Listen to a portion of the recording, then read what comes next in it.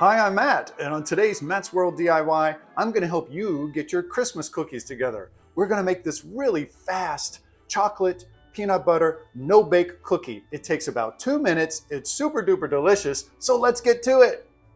To make these cookies, there's one special thing you need to keep in mind. That is, have all of your ingredients ready to assemble, because once you get the heated up portion ready, it will start setting fairly quickly. So have everything you need already pre-measured and ready to go, because you cannot waste time. So here we go. The first thing you need to do is take 2.5 cups of quick oats, have that assembled, put it in a bowl. Put that in a bowl along with 3/4 cup of peanut butter. Now, you need to use the quick oats for this recipe because there really is no cooking involved and no baking involved. So the quick oats will absorb the moisture really well, and you'll still end up with a nice chewy cookie. And the peanut butter, if you wanted to use a crunchy peanut butter, super great, do it. I'm using a creamy peanut butter just because that's what I have on hand. So I have my oatmeal and my peanut butter in a bowl. I'm going to set that off to the side. Now I'm going to start working on my heated ingredients. In a medium saucepan, I'm going to put a stick of butter or a 1/2 cup of butter to melt. To my butter, I'm going to add 1.5 cups of granulated sugar. I'm also going to add 1/4 cup of cocoa butter. Cocoa butter?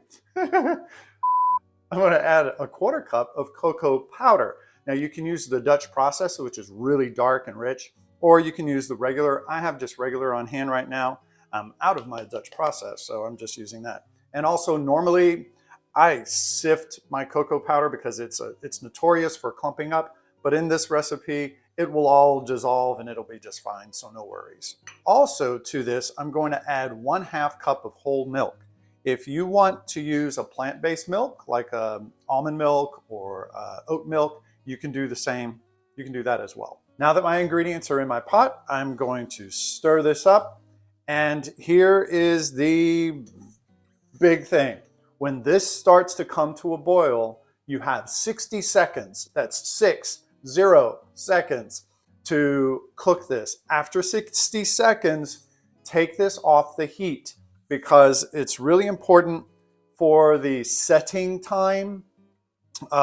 If you overcook this or undercook it, it's not going to set properly. It'll either become too dense, too thick, or it'll be too runny. Now, I'm using a non-stick pot because that's what I have. If I had a stainless pot, I would use that because then I would just be able to pour my oats and my peanut butter into the pot and then start scooping it out from there.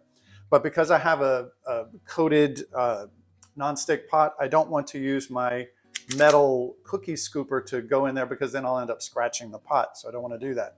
So I'll end up probably putting the oats into a larger bowl and then pouring the hot wet ingredients into that. So make sure that your bowl is heat proof and it's not going to crack or break. And I'm just waiting for this to come to a boil. And then how long do I have?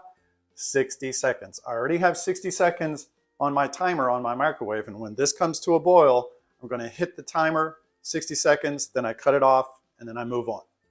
Okay, I'm going to call it, this is boiling. So start. Go ahead and stir. You want to keep stirring this just so that you keep the mixture moving and nothing gets hotter, like the bottom doesn't get hotter than the sides or the top or whatever. You want a consistent heat distribution in there so that nothing scalds on you. And there it is. There's my timer. I take it off the heat. I'll turn this off.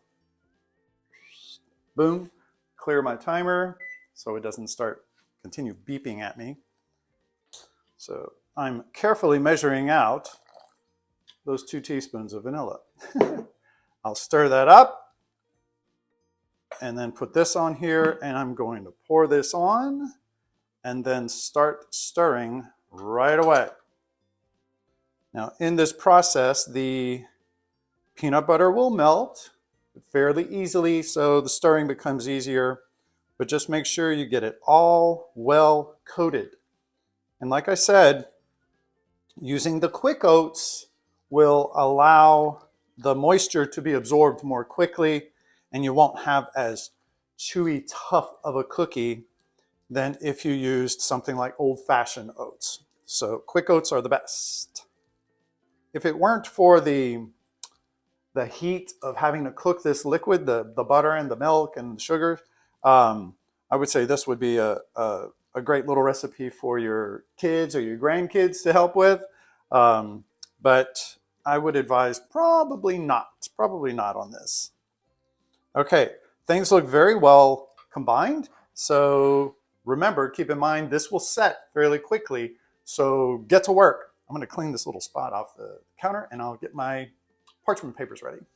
All right, so my mixture is all combined. It's ready to go. So I'm going to use my little cookie scoop and use, let's call it about 2 tablespoons of mixture, and just set it down onto the parchment paper.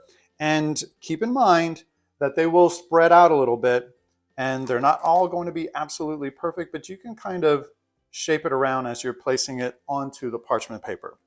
And as the mixture becomes more cool, you will see that they will have less of a tendency to spread or to stay up tall. So another thing is, if you wanted to put your parchment paper onto a lined baking sheet, that's absolutely cool too. I'm just using it on my countertop because it's one less piece of equipment I have to bring out.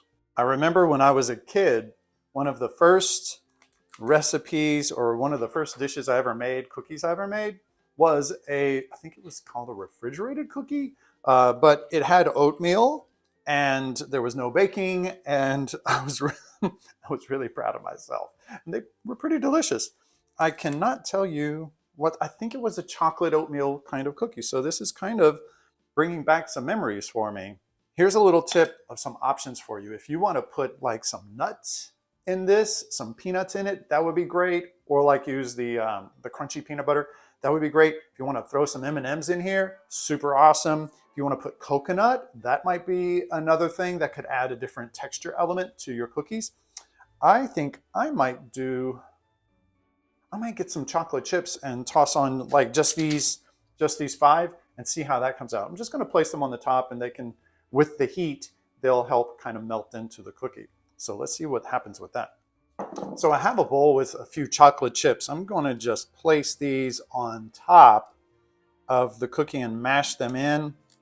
Again, like I said, I'm just going to do this on these 5, see what happens. Because this cookie is very versatile. You can do all kinds of anything you want with it. And, you know, you could put some candy pieces on it. So I got about 5 or 6 chips on each one of them. We'll see how that turns out. So these cookies will take about 20 to 30 minutes to set completely. And while that's happening, looks like I have some dishes to wash. So I'll wash my dishes and we'll take care of business and come back and we'll give them a taste and let you know how things turned out. These cookies taste just like the ones that I made when I was a kid. They're so delicious. It brings back so many memories. You have to make this recipe. And if you like this video, check out my Sweets and Bakes playlist. These cookies are like chocolate and peanut butter heaven. I hope you get a chance to make this recipe, and I'll see you next time.